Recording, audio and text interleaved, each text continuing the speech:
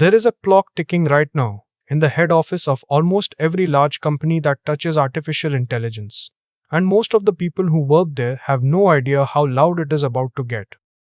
Because a deadline is coming, a real one, with a date and a number attached to it, and that number can reach into the billions. For about a decade, building AI has been a bit like the early days of any gold rush. Move fast, ship it, ask forgiveness later, if anyone even asks. There were basically no rules. You could build a system that decided who got a loan, or who got a job, or what showed up in front of a child, and you answered to almost no one but your own conscience and your own lawyers. And we have watched, across that decade, what the no rules world actually produces. Systems that quietly filtered out job applicants by gender, risk scores that flagged people by their background, chatbots that would tell a user almost anything, recommendation engines optimized for outrage, because outrage kept people watching. None of it broke a single law, because there was barely a law to break. The technology sprinted a decade ahead of the rulebook, and the gap is where the harm lived. That era is ending, not slowly, on a schedule. And the thing ending it is the most ambitious piece of technology law the world has ever attempted. The European Union's Artificial Intelligence Act. So today is not about a scandal or a horror story. It is about the wall that a huge chunk of the AI industry is about to hit, whether it is ready or not, what the law demands, when each part of it bites. And why a company in California or Bangalore or Shenzhen should care enormously about a rulebook written in Brussels. Let me start with that last part, because it is the thing people get wrong. They hear European law and they think, that is Europe's problem, not mine. That is a very expensive mistake. The AI Act reaches any company that puts an AI system onto the European market, or whose system affects people inside the European Union. It does not matter where you are headquartered. If Europeans use your product, you are inside the net. And Europe is not a market anyone with ambition can simply walk away from. We have seen this movie before, by the way. When Europe passed its big privacy law a few years back, the whole planet ended up rewriting its privacy policies, because it was simply too expensive to build one product for Europe and a different one for everyone else. So the strictest rule quietly becomes the global default. People call it the Brussels effect. And it is about to happen all over again, this time for AI. And this time, Europe has built machinery to enforce it. There is a new body, the European AI Office, set up specifically to police the most powerful AI models and to coordinate the whole system. Alongside it, every member country has to appoint its own national watchdogs with the power to investigate, demand documents, and hand out fines.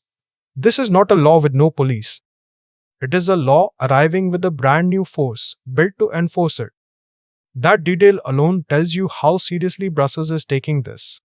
So that is the stakes. Now let us talk about the actual problem the law is trying to solve, because the law is smarter than people give it credit for. Its central insight is beautifully simple. Not all AI is the same, so not all AI should be treated the same. A spam filter is not a self-driving car. A film recommendation engine is not a system that decides who gets bail. Treating those with the same heavy rulebook would be insane. It would strangle harmless things and slow down useful ones for no reason at all. So the Act does something clever. It builds a pyramid of risk. At the bottom, the vast, wide base sits minimal risk AI. Your spam filters, your video game opponents, your photo tidy-up tools, the overwhelming majority of AI. And the law's attitude to all of it is essentially, carry on, do what you like, we are not interested. One step up, a narrower band, is limited, risk AI. This is where the rule is basically just, be honest. If a person is talking to a chatbot, they have a right to know it is a bot, not a human. If an image or a video is AI generated, that generally needs to be disclosed. The whole obligation here is transparency. Do not trick people about what is real. Now we climb higher, and the air gets serious. This is high-risk AI, and this is the heart of the entire law. These are systems that make or heavily influence decisions that can genuinely change a person's life. What lands in that tier? AI used in hiring and firing, in deciding who gets credit or insurance, in education, in grading and admissions, in critical infrastructure, in medical devices, in law enforcement and border control and the courts. Systems where a mistake is not an inconvenience, it is someone's livelihood or liberty or safety. And then, at the very tip of the pyramid, the smallest and darkest band is unacceptable risk. This is not regulated, it is banned. Full stop. Certain uses of AI are considered so hostile to people's rights that Europe has simply outlawed them. What is up there in the forbidden zone? Government-run social scoring of citizens, the kind that ranks your trustworthiness as a person. Systems designed to manipulate vulnerable people into harmful behavior. Certain kinds of indiscriminate biometric surveillance. Europe looked at these, decided no benefit could justify them, and drew a hard line. These you may not build, these you may not sell. So that is the map. Minimal, limited, high, and unacceptable. And almost all of the real weight, the real cost, the real engineering pain lands on that high risk tier. So let us go there and ask the only question that matters to a business. If my system is high risk, what exactly do I have to do? The answer is a genuinely demanding checklist, and I want you to feel the weight of it, because this is the part that is keeping executives awake. To sell a high risk AI system in Europe, you have to satisfy all of it, not some of it, all of it. 1. A risk management system, not a document you write once and shelve. A living, continuous process for finding and reducing the ways your system could hurt people, running for the entire life of the product. 2. Data governance. You have to be able to show that the data you trained on was relevant, representative, and check for the kind of bias these systems are notorious for. Garbage in is no longer somebody else's problem. It is now a legal liability with your name on it. 3. Technical documentation. Deep, detailed paperwork explaining how the system was built, how it works, and why it does what it does. Enough that an outside expert could genuinely understand and assess it. The black box is being forced, by law, to come with an instruction manual. 4. Record keeping. The system has to automatically log its own activity so that when something goes wrong, there is a trail. You can reconstruct what happened, and when, and to whom. No more shrugging and saying the computer did it. 5. Human oversight. The system must be designed so that a real person can understand it, monitor it, and step in with the genuine ability to override it. A human has to stay meaningfully in command, not just sit there rubber stamping whatever the machine suggests. And 6. Accuracy, robustness, and cybersecurity. The thing has to actually work reliably, and it has to resist being hacked or manipulated. Proven, not promised. And there is a subtlety here that trips a lot of companies up. The law splits responsibility between two roles. There is the provider, the one who builds the system, and the deployer, the one who actually uses it on people. They carry different duties. If you build a hiring tool, you have the provider's obligations. If you're a company that buys that tool and points it at your applicants, you are a deployer and you have your own. Nobody gets to hide behind the other. A recruiter cannot simply say the vendor built it, and a vendor cannot say the customer misused it. The chain of responsibility is written down. Now, faced with that intimidating checklist, how does any company actually comply in practice? The answer is standards. Behind the scenes, technical bodies are writing detailed, harmonized standards, the concrete engineering recipes for meeting each legal requirement. Follow the approved standard and you get what the law calls a presumption of conformity. In plain terms, do it the agreed way and you are treated as compliant. It turns a vague legal duty into an actual followable checklist. And those standards are being finalized right now under real-time pressure because the deadlines are not moving. Now, meeting that list is a serious undertaking. But here is the part that turns compliance from a project into an ordeal. It is not enough to do all of that. You have to prove you did it in a specific formal way before you are allowed to sell. That process has a name: conformity assessment. Think of it like the safety certification on any serious physical product. Before a new elevator or a medical scanner or a child's car seat reaches the public, someone has to formally verify that it meets the standards. The AI Act brings that same discipline to software that makes decisions about people, and there are two roads through it. The first road is self assessment. For many high risk systems, the company can, in effect, run the check itself against the legal requirements and formally declare that it complies. That sounds soft, but do not be fooled. That declaration is a legal statement. Get it wrong or fake it, and you are exposed to the full force of the penalties. The second road is tougher. For certain high risk categories, an independent, officially designated outside body, what the law calls a notified body, has to inspect your system and your paperwork and sign off. A genuine external audit by a third party before you are allowed to go to market. And here is where theory smashes into reality and where the ticking clock gets genuinely tense. As of early 2026, the number of these notified bodies that have actually been designated and are ready to work is small. Very small compared to the tidal wave of systems that are going to need certifying. It is a bottleneck forming in real time. A traffic jam at the one gate everyone has to pass through. And that bottleneck lands hardest on exactly the companies least able to bear it. A tech giant can hire 100 lawyers and a compliance department and simply absorb the cost. A small startup with a genuinely useful high-risk product cannot. For them, the paperwork, the assessments, the documentation can be an enormous burden relative to their size. This is the sharpest criticism of the whole law, and it is a fair one.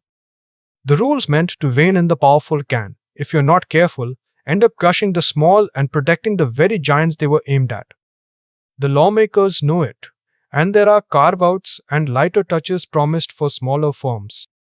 Whether they are enough is one of the great open questions. Once you clear the assessment, there are two final steps that will feel oddly familiar. You draw up an official declaration of conformity, a formal document where you, the provider, take legal responsibility that the system meets the law, and then you affix a marking to it. The same CE marking you have seen stamped on your phone charger and your kettle for years. It is about to start appearing on artificial intelligence. A little symbol that says, "This has been checked." And on top of that, many high-risk systems have to be entered into a public European database, a registry, so that regulators and to some extent the public can see what high-risk AI is actually being deployed and by whom. Sunlight, again, as a design principle. So that is the machine of compliance. Now, when does all of this actually come for people? Because the Act did not switch on all at once. It arrives in waves, and knowing the dates is the difference between being ready and being caught. The first wave has already broken.